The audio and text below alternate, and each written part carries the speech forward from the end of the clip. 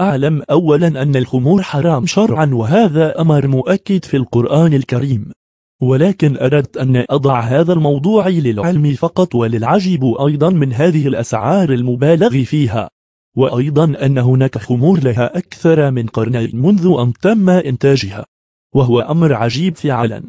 على العموم يمكنكم رؤية أغلى 10 أنواع خمور في العالم هنا فقط على قناة الثقافة البسيطة.